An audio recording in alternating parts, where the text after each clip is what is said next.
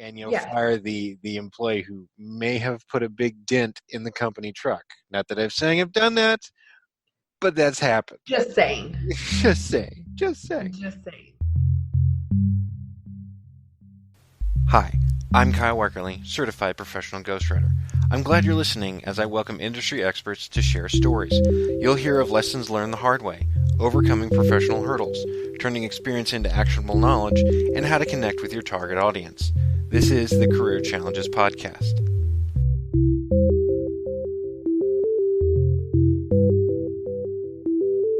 Welcome to the Career Challenges Podcast. I have with me Cassandra Robinson, and she's a faith-based career coach. So, Cassandra, thank you so much for joining me on the Career Challenges Podcast today. Absolutely. Thank you for having me, Kyle. It's a pleasure. Yeah. And as great as it is that you're in Texas, unfortunately, you're not in San Antonio. Is that correct? That is correct. Yes. I'm in Austin. Yes, there is somewhat of a rivalry between us and Austin, but I won't let it affect my professionalism in this professional podcast here. So, how long have you been in Austin, and what brought you to Austin? Yeah, it's a great question, Kyle. Actually, my husband and I just moved to the Austin area in June, so about 4 months ago. Mm-hmm. And we moved from San Diego, California, which is where I was born and raised. And the reason we moved was to pay off our large amount of student debt. We're, as many other millennials and recent grads are in a good amount of student debt, and we wanted to cut our cost of living. Those who are from California know how expensive it is to live there. Mm-hmm. Although I know local Texans will say that Austin is an expensive area to live, not coming from California. It's True. not. Yeah, going from San Antonio to Austin is expensive, but moving from California to Austin is correct. Less expensive. Yeah, I see where it's going. I actually grew up in Eureka, California. Oh, nice. Moved there when I was about 5, and then stayed there till I was about 17, and then my father got a job here in Texas and moved us here, and just ahead of the housing boom.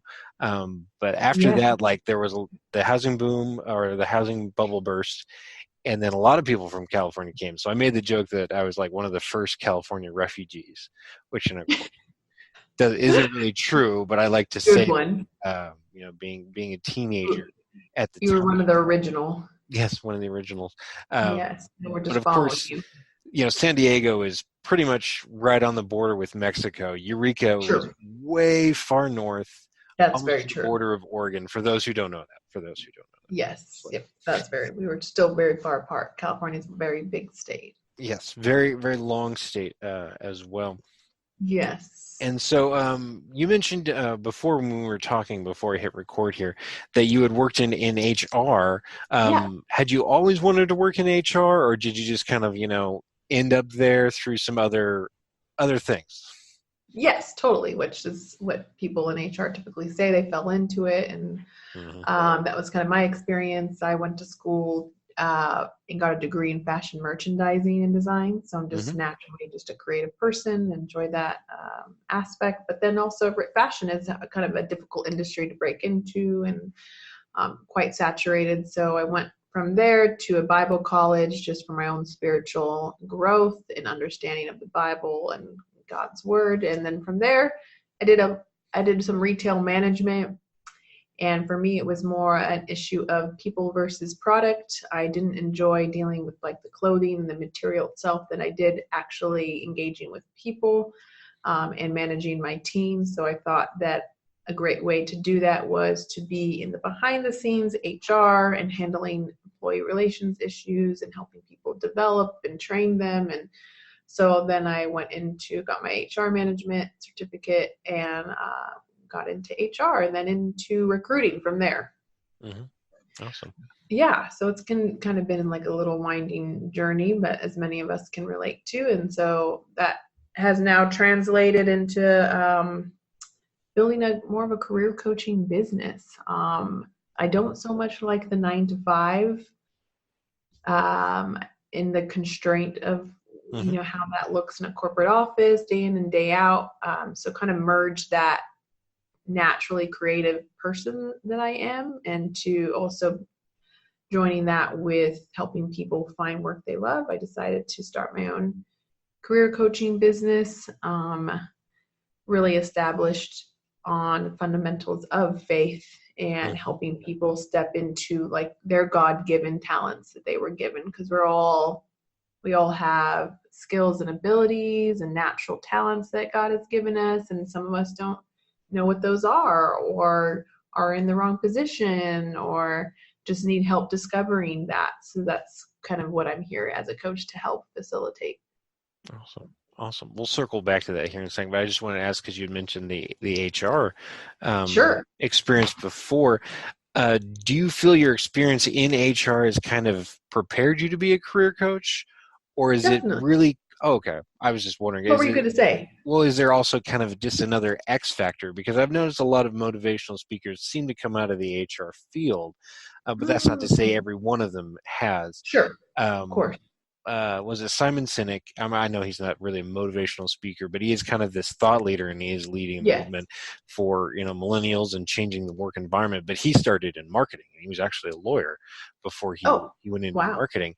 So I mean, I'm assuming there's kind of like this X factor, and then what are your thoughts on that?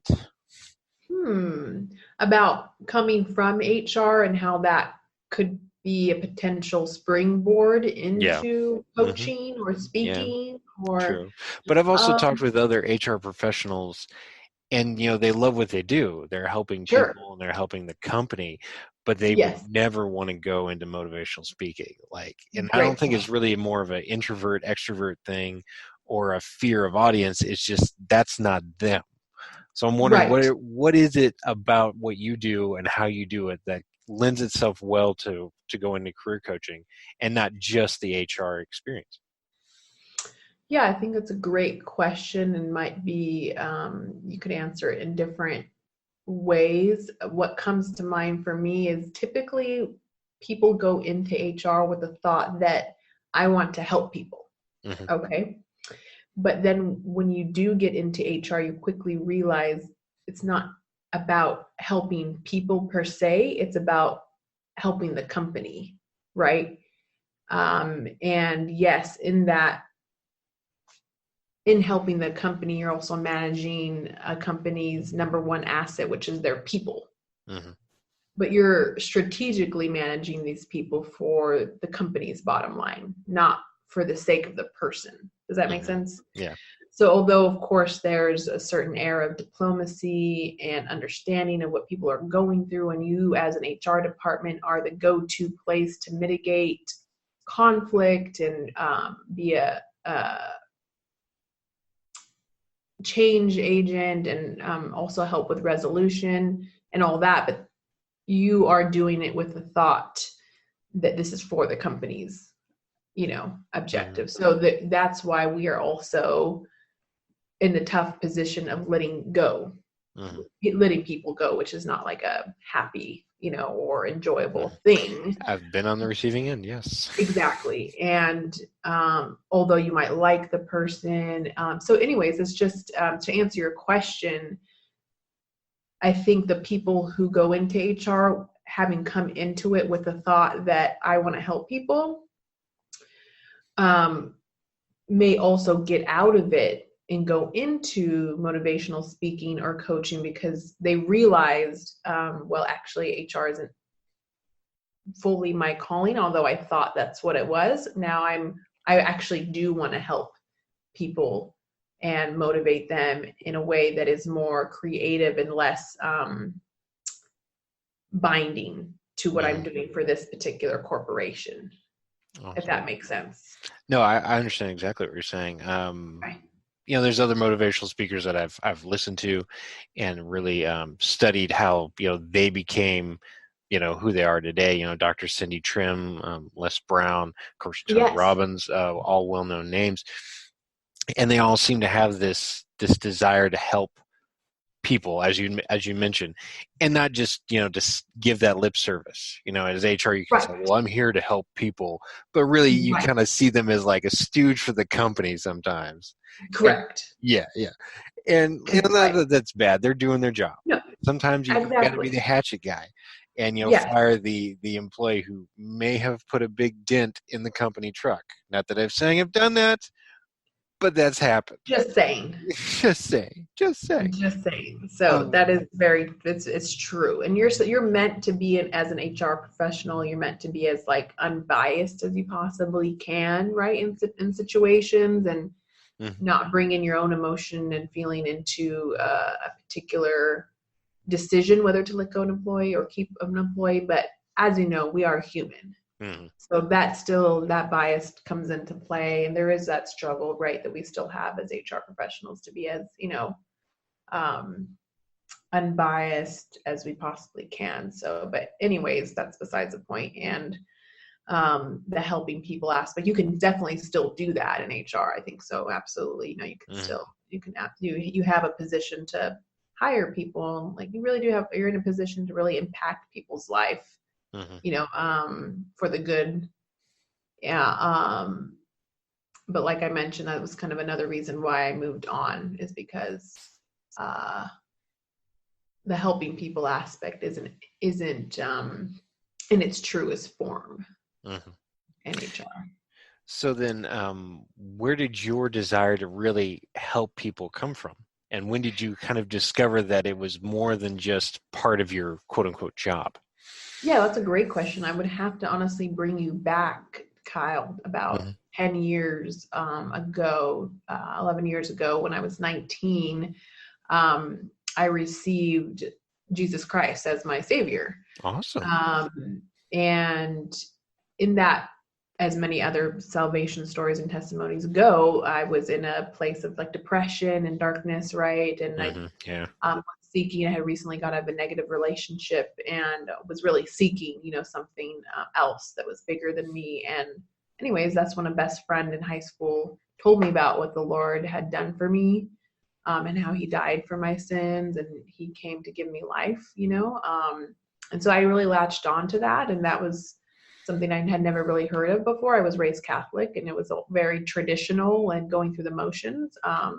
But when I realized that the creator of the universe actually wanted to have an intimate relationship with me, I was a little blown away and didn't think that was possible. And then, I was introduced to a Christian church, and I really saw the love of, God through these people, and received him in that light. And so ever since then, I'd say, Kyle, that that love for people, because now God's living in me, and I believe that as Christians, we now believe that God is, in our spirit, and we are a vessel, a container to contain God, and we know that in the Word it says that God is love. So if we're now a container of love itself, it can't help but be expressed through the care and love for people, right? Although people, of course, are frustrating, right? And we're fallen, and all that, and we're messed up, and we're, this, that, and the other thing. God's love persists, and he continues to love us despite ourselves. So I think that's really where it stemmed from, like this desire now to share that love with other people, and realize that Christianity and faith is not about a religion.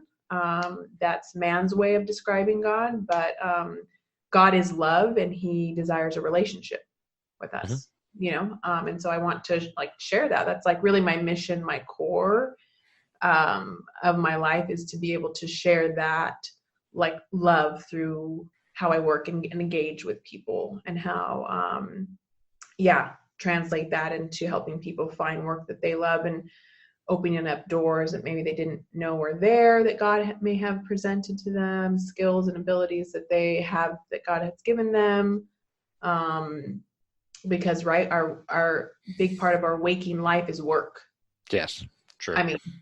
40 plus hours a week. How much does that, 2,080 hours a year times how many years we work, right? 50, 60 years, hopefully less than that. But so I felt like, what, I'd love to, help people in that and that.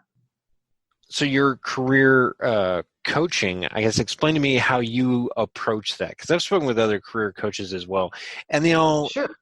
it seems to be a similar process, but they all have this kind of unique approach, Yeah. maybe some different steps. Maybe they put, this step before that step. I'm just curious how you approach that. Yeah, that's a great question. I think I like to approach it more of a whole person theory, right? And not just, hey, let's just find you a job. Let me update your resume. Let me update your LinkedIn profile, and you're good to go. Which I can do that if that's what you want. If that's all you want, that's fine. But I like to look at it more on like a whole person approach. And what I mean by that is that we are, as people, multifaceted. We have a lot going on. We're complex, people. So you have emotions and desires and different things that we're trying to sift through and figure out who we are. Who am I? What do I like to do for fun? Who am I at my core? What do I stand for? What do I believe in? So a lot of times a lot of people don't really know themselves. We have no idea who we are. So we're just like following everyone else and trying to figure it out. So I like to come in at that angle and start from the beginning. Like what did you enjoy like as a child? What were things that you naturally cling to? If I'm talking with a client who really has no idea what they want to do and they're miserable in their job and they want to make a complete pivot and transition to another industry or role and they don't know where to start, that's what we'll start from the beginning. And that's really more the personal branding side of things, where who are you at your core? What did you naturally glean toward as a child? Because our most formative years are in our first 7 years. So who are you in your natural state as a child? What things did you naturally glean to? Was it art? Was it drawing? Did you love sports? Were you very introverted?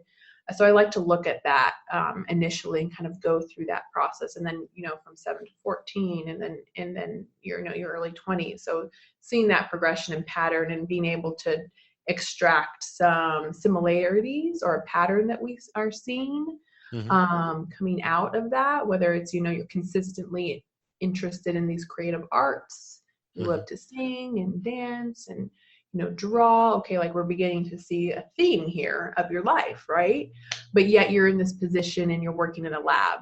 Like that doesn't make sense. Maybe it's like conflicting, right? You know what I mean? It doesn't align with your natural interest. So that could be why you're miserable at your job. Sure. So that's why I think that's where I like to go foundationally if we're looking at a client who's just a person who's just has no idea what they want to do and they're just unhappy. So that's where we'll start, is that personal branding and story. So I like to call it storytelling, because we are really drawing out your story by figuring out who you are as a person, because we all have a story. And as a writer, you can relate to that. And you enjoy creating story through words, and I also like to do that as well through conversation and reflection. Yeah, that's awesome. So then I'm curious too, how you are able to, I guess, blend that with your faith, because you mentioned you're a faith-based career coach, and this is the first time I've heard that those two terms together. So I'm just curious how that works, and can you explain that to me as a complete novice to this? Absolutely. So ideally, like my ideal client was someone who would also is a Christian and also has similar beliefs to me. And in our coaching sessions, that we have the opportunity to engage in prayer and fellowship, right? And so when I refer to faith-based career coaching, is that you as a client, you're comfortable with us beginning our coaching session in prayer, just asking God to be at the center and asking God to be the one to lead us, because I believe that he's, sovereign, and we as Christians believe that he's always directing our path. So just inviting him into that conversation and into our coaching relationship, and him being the guiding light. So that's kind of the infusion of faith. I also, maybe some listeners have read by Rick Warren. There's a book called I just drew a blank. Purpose-driven life? Yes. Yes, The Purpose-Driven Life, and thank you for that. Appreciate it. You might be a Christian as well, potentially. There's 40 chapters in the book, and I'd like to integrate parts of that book into the coaching program session as well. There are different elements of surrendering being an aspect of understanding what God's purpose is for your life. So just integrating as much as a client is comfortable with bringing God into our coaching conversations. Awesome. Yeah. Awesome. So then what are your favorite passages from the Bible, I guess, to help with any sort of career search? Sure. That's a great question. So Ephesians 2:10 says that we are God's masterpiece, created in Christ Jesus, and created for good works that he's planned for us long ago. Awesome. Yeah, so I really like that as an overarching theme for my career coaching practice, and that we are God's masterpiece, right? His handiwork, his craftsmanship. We are it, not the mountains and all the beautiful things we see in the world, but we are as man. And he has planned these good works that he wanted us to walk in long ago.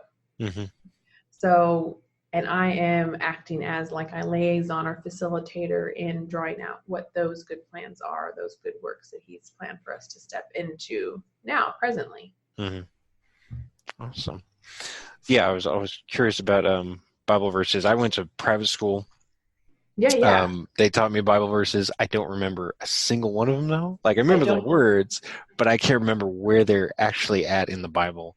I don't blame you. It definitely takes time. There was a lot of memorization in the Bible college that we went to for sure. So there's some verses that are just. Yeah, well, I mean, there's verses that I know very well, and I think I know the coordinates to them as well. But to be honest, if you were to ask, well, where in the Bible is that? I'm like, somewhere between the front cover and the back cover. Start looking. It's in there. Yeah. It's in there. And then another one I'll give to you is 2 Timothy 1:9. And it goes that he says he has saved us and called us to a holy life, not because of anything we have done, but because of his own purpose and grace. Awesome. So I like that as well, because I think a lot of times we try to just, really figure out, do it, muster up the strength to do it, and just, we can do it in our own strength. We're told by society, we just have to, figure it out and do it ourselves. But in this verse, it says that it's not because of anything we've done, but because of his purpose and grace. So he's already called us to a purpose and grace, so we can rest in the fact that we all have a purpose, and it's not according to the works that we bring to the table, but by his grace and love for us. So, infusing that into the coaching practice too, knowing that it's I know it's a stressful process finding a job. I know there's a lot of anxiety around job seeking, and it can really take a toll on our health and our mindset, and we can feel down. I know how it feels like to be, because I've been on the other side as well, being unemployed and being let go. And so I can empathize with those feelings of frustration and anxiety and who am I? I'm an idiot. I feel worthless, and why did they let me go? I get that. Yeah. Right? But the word says something else. So of course, sharing that, faith with clients who maybe are going through, a similar situation. Yeah. You'd mentioned Rick Warren and The Purpose-Driven Life earlier. Were there other books and authors that you really have read and have influenced you in your career coaching path? Yeah, it's a great question. One comes to mind as well. It's called Design Your Life by Bill Burnett, and one other that I can't remember right now. But that was a great book for job seekers, and influenced me in my practice as well. This idea that we have the ability to construct a life that we enjoy. Mm-hmm. On one hand, I believe that like God has planned and predestinated us, to and everything's been planned beforehand. But this other element that we have a free will, Mm-hmm. We have a choice, Sure. To engage in certain activities or not, right? Mm-hmm. And to engage in certain type of thinking as well. So the Design Your Life book is all about being able to create a life that you do enjoy, and that and really take a sort of a meter of your life, like your health, your career, your relationships, physical activity, and really assess where you're at. Mm-hmm. If they refer to it more of like a gas tank gauge, Mm-hmm. so if you go through you go through each aspect of your life and see where that gas meter is kind of low, maybe like physical fitness, maybe you're like, yeah, it's pretty low or whatever. And so you take stock of your life and see like, where can I really improve? Where can I kind of increase that gas meter and feel more fulfilled? So it's all about like assessing, where you're at, and then being able to construct something that is more, fulfilling in those areas, by designing your life. Awesome. And that sounds kind of like he passed away recently. Doug Bolin, I think is what is his name, but he wrote the Golden Parachute, or the Career Parachute. Oh, I was gonna say that book after. Yeah, go ahead. I'm reading it right now. Totally. Yeah, I read that one as well. And he kind of explains it too, in a somewhat of a different way. You just kind of, there's a wheel, and you go through each pedal. A flower petal, that's what it was. And each one you kind of rate, I think like a 1 to 7. And then whatever has the higher scores, that's kind of where that overlap is. And then that's where you start to look for those kind of jobs. So the same kind of concept, but a different approach to it, which I thought was really cool. Yeah, and it's called What Color Is Your Parachute? What colors? That's what it was. Not golden parachute, obviously, because I don't have that. Anyway. It's like what color is your parachute? It's all about like you said, assessing those different areas. Like where do you like to work? What kind of environment do you like to work in, as an office setting or outdoor? It walks you through each of those petals, flower, to create like a better picture of where you would be best fit. So that's another good one that I'm working through as well. And I'm sure there's a lot of listeners who have read, and maybe you have as well, Think and Grow Rich. Yes. I need to read that one too. A lot of people have mentioned that. I've got to put it on my list. Just put it on your list. It's another if it's not on my list, it probably, or if I haven't put it on my list, it probably is.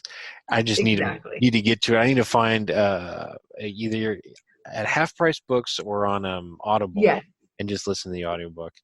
Because no excuses. I'm not getting any younger. No excuses.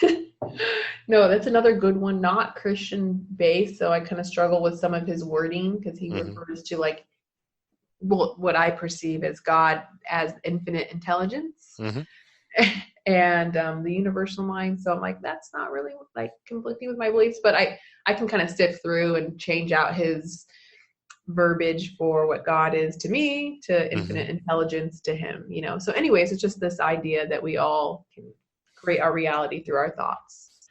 We attract into our life and circle by that which we think about, and riches is all about not necessarily like grinding at the mill and working super hard, but actually more so our mindset.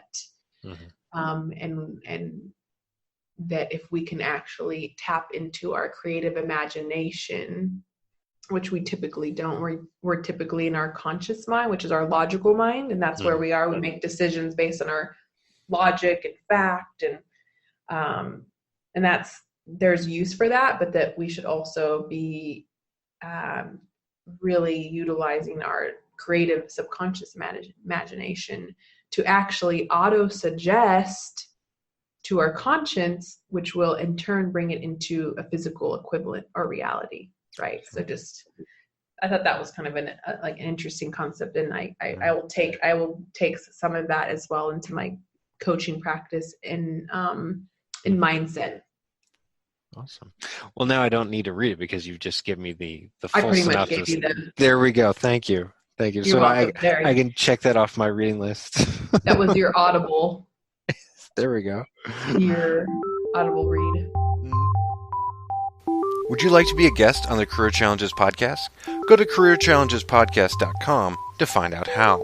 While you're there, check out other episodes and download them through Apple Podcasts, Google Podcasts, Stitcher, Podcast Addict, Castbox, Spotify, iHeartRadio, and more. The Career Challenges podcast is hosted by me, Kyle Weckerly. I'm a certified professional ghostwriter who works with business thought leaders and industry experts to write polished manuscripts, assess their publishing options, and create book marketing plans. I've worked with consultants, high-ticket salespeople, coaches, speakers, C-level executives, and business owners. My authors have worked for USAA, Vistage, Booz Allen Hamilton, Austin Technology Council, and the John Maxwell team. My authors want to write a book to serve as a platform for their marketing endeavors. They know that becoming an author will help them secure speaking gigs, market their expertise, promote a product or service, and more. Are you ready to turn your experience, knowledge, and stories into actionable advice and connect with your ideal client? Then visit WeckerlyWriter.com to schedule a consultation today and begin your publishing journey. That's WeckerlyWriter.com. WeckerlyWriter.com. And now, back to the Career Challenges podcast.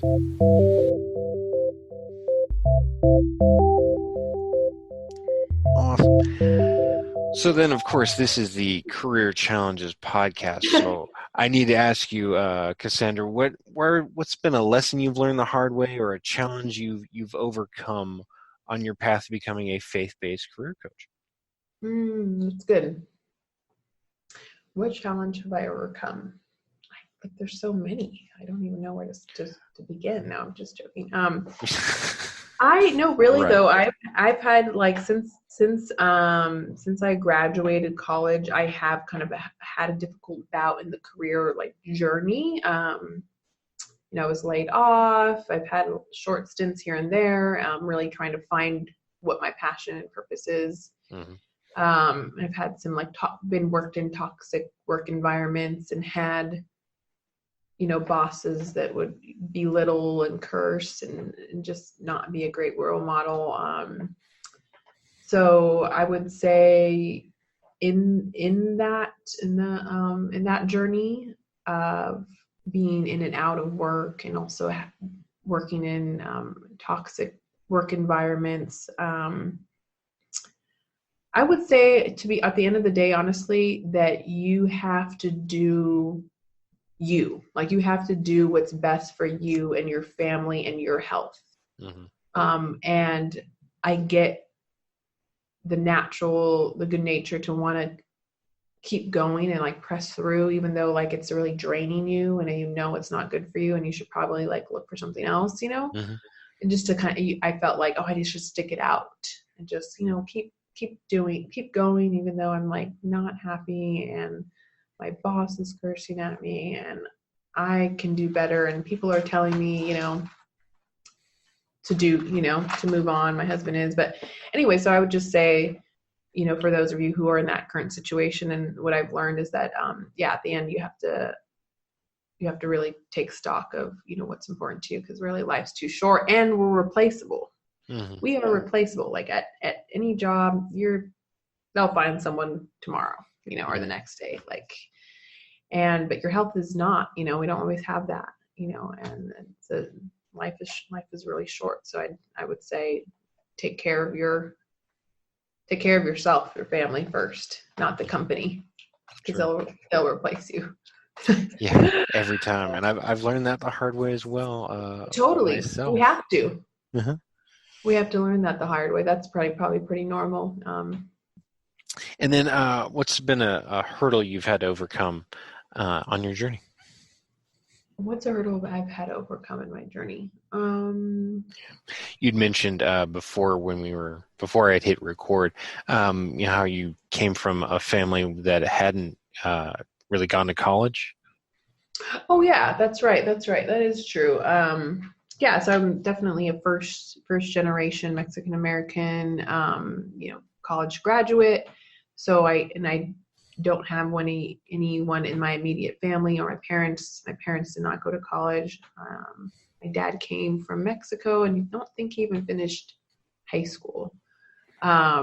So anyways, just having in my immediate family and not anyone to really look up to per se. I'm sure a lot of people can relate to this, navigating that academic journey and figuring out what you should do, which is probably part of the reason why I have so much student debt. I didn't know how to take advantage of my disadvantage. Sure. As far as being a Mexican American woman and having these, you get scholarships for those sort of things. Now I know that, but I didn't know at the time. So now I'm kind of having to pay for that. I'm not bitter though. No, I'm just true. It's okay to be better. It's okay to be better. It's okay to be better. True. No.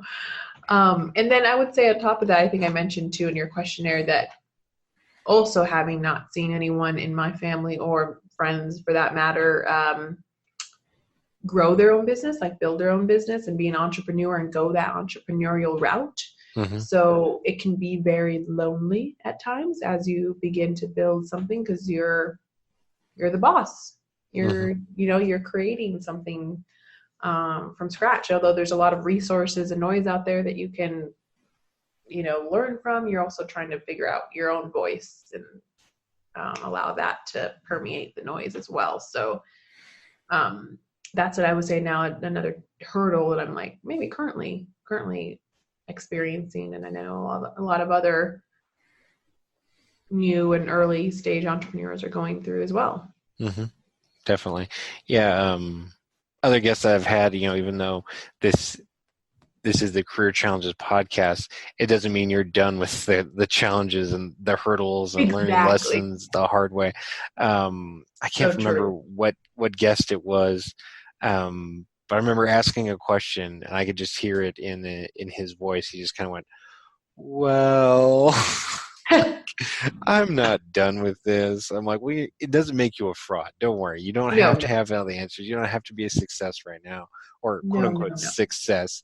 You just have to learn something and want to share the show. So 100%. I found that interesting. And, same here with me. I'm dealing with stuff right now. Exactly. I find these kind of podcasts and just sitting down and one-on-one and talking, it makes it less lonely. And I really do, appreciate that and enjoy that, and I hope people get that out of this podcast especially, and that when you share your story, really what you're doing, you're doing a lot of things, but one of the underlying things that you're doing when you share your story is you're creating more empathy in the world.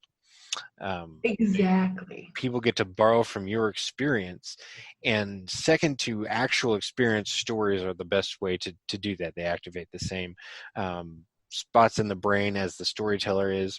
They've done research on this. I've read about it, and that when you're sharing those stories, they're able to borrow that from you, or you're cloning yourself into somebody else.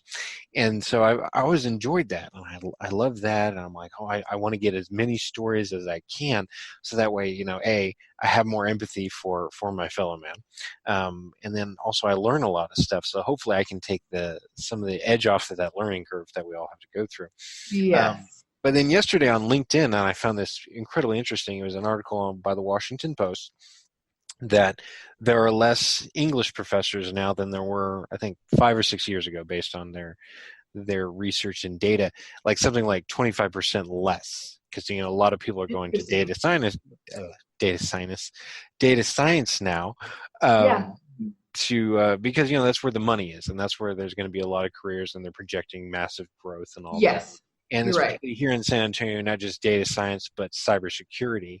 That's another big one. We've got this big center that's going to be opening soon for cybersecurity. But yet they say we still need storytellers. We still need English majors. And I'm like, I think you missed the point here. Not just English majors, because there's so many people out there who can tell a good story who are not English majors. Sure.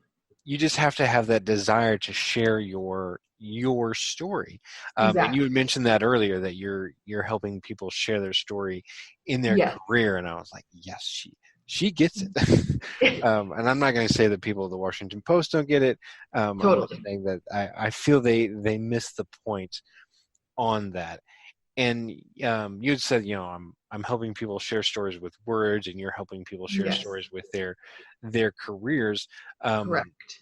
I guess, can you embellish on that some more? Because I feel a lot of people think, well, I'm not doing anything interesting, or I haven't done anything interesting. That means my story isn't really worth telling. What do you have to say to that?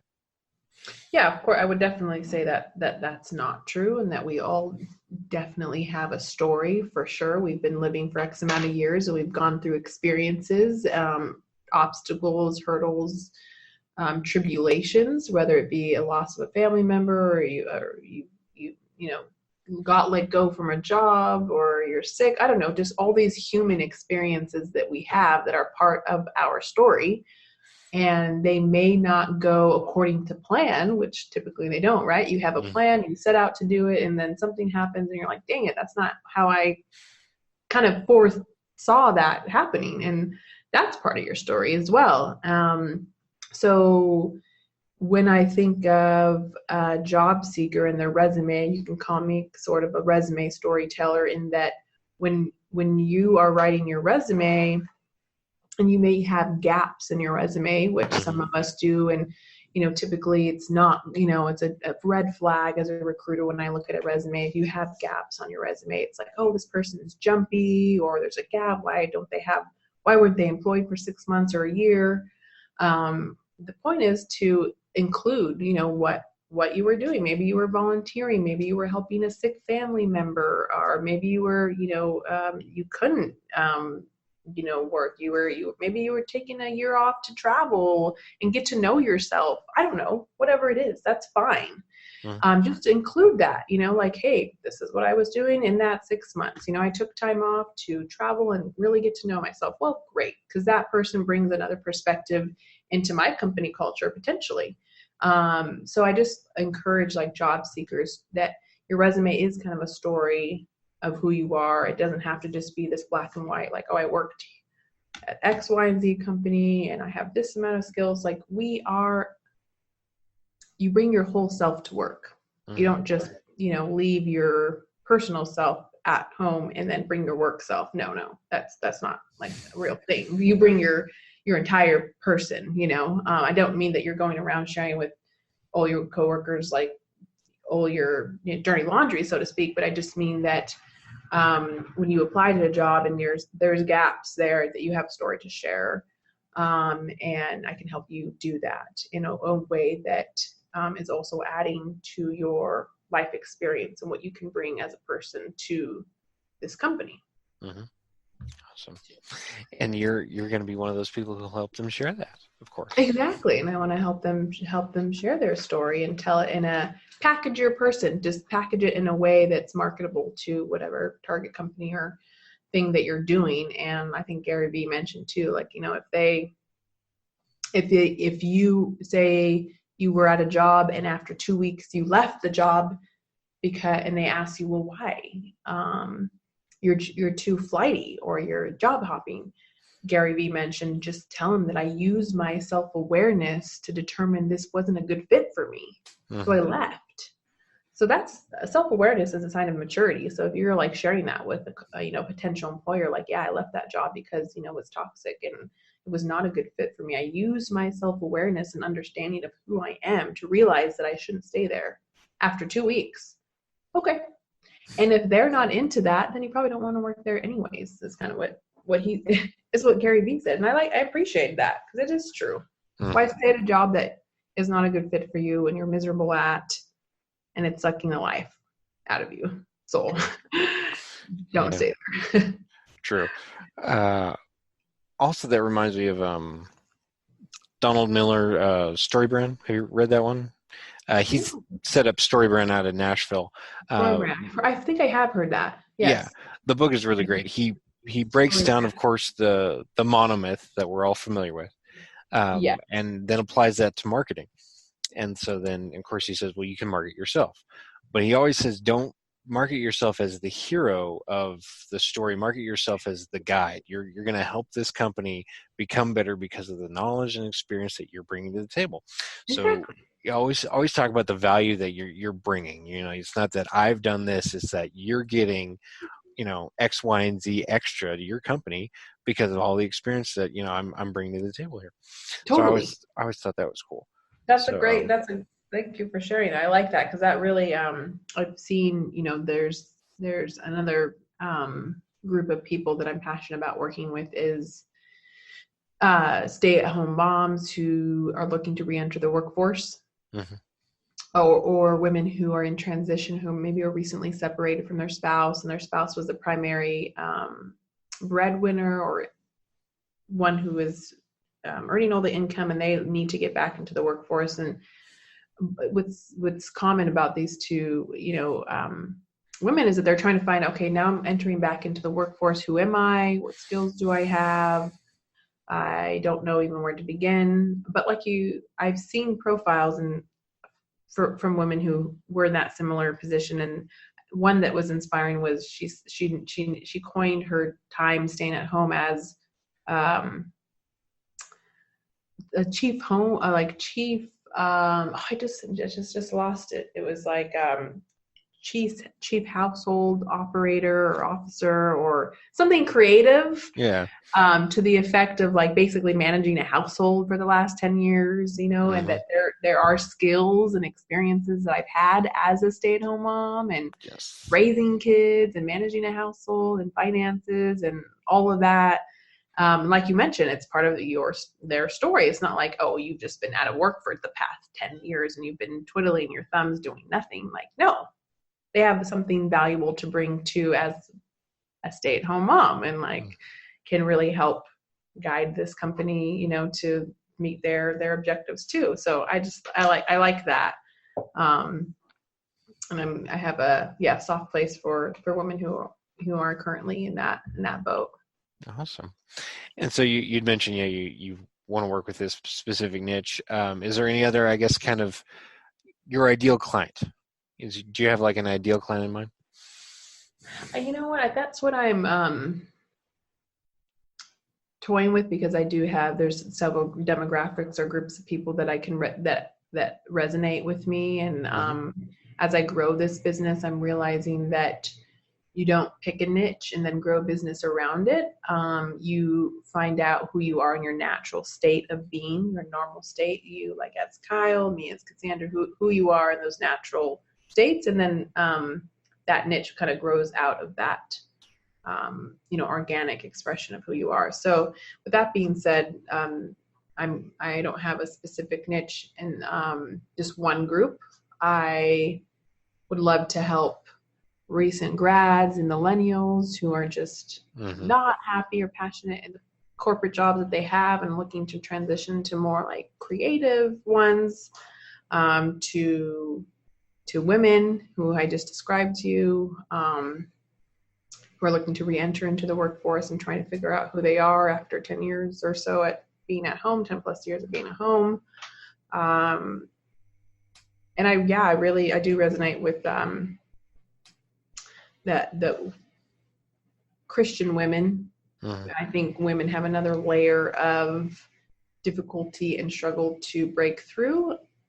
Not that men don't, but really society impresses upon women how we should look or act or be.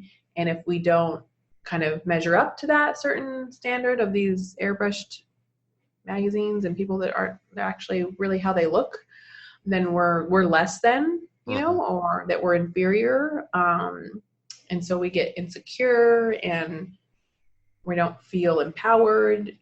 So I really want to help people too. That's kind of another aspect of the business, is really confidence coaching and breaking through those, insecurities and, self-imposed barriers that maybe we've been struggling for years. And having this internal dialogue with ourselves that we're not pretty or not smart enough or just not enough, period. Yeah.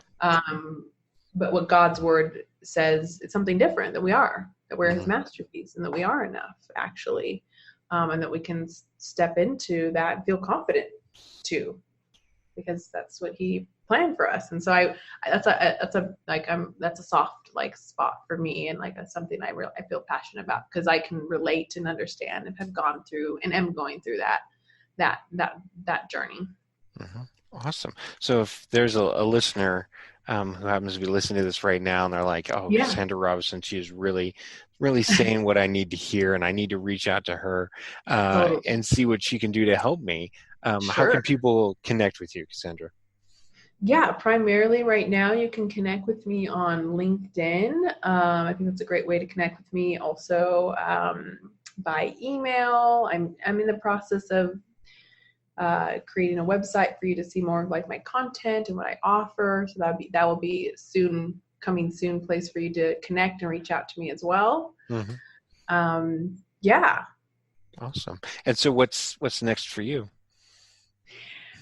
I think continuing this journey, this everything I've just discussed with you, and following through. I would say I have been an offender of the shiny object syndrome. Yes. Or a culprit or a participant of that, however you want to look at it. Mm-hmm. And so I'm excited about just sticking this out, and just really, following this gut or this intuitive desire to help women, help recent grads, and help people really unlock and unpack, if you will, what those God-given talents and passions are that are kind of need to be dusted off, so to speak, uncovered, and those treasures that are hiding within us that need to be waken up, so to speak. So I'm going to follow this this desire, this calling that I feel led to do, and see what comes of it. I mean, I'm going to tell you here that I'm not like this, big success and I've made all this money and I'm a millionaire and doing awesome. I'm just right in the midst of it. Sure. I'm right in the midst of building this business around a passion, around faith, and seeing where it goes. Awesome. Well, Cassandra Robinson, thank you so much for being on the Career Challenges podcast with me today. It was my pleasure and honor. Thanks, Kyle. Thank you.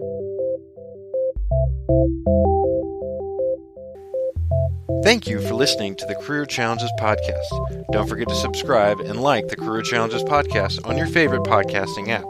Visit careerchallengespodcast.com for more information. Schedule your free consultation with Kyle Weckerly by visiting weckerlywriter.com today. That's WECKERLYWRITER.com. Thank you.